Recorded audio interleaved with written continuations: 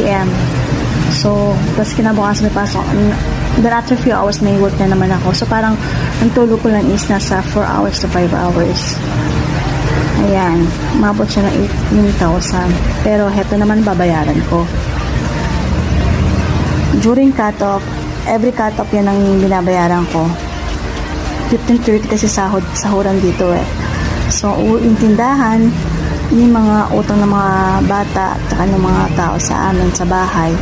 So, minsan less 1,500, minsan maximum, 1,500 plus. Diyan nila pinukuha yung mga toyo, patis, ganon. Mayroon ako kasi mga pinukuhanan na every 15:30 ako nagbabayad sa kanila. So, okay naman sa kanila. Tapos, yung ulam, yan, diyan kinukuha yung mga ulam na ulam nila araw-araw. Minsan, maabot ng 3,000, pero korko ko lang yan 2,500 Pero malamang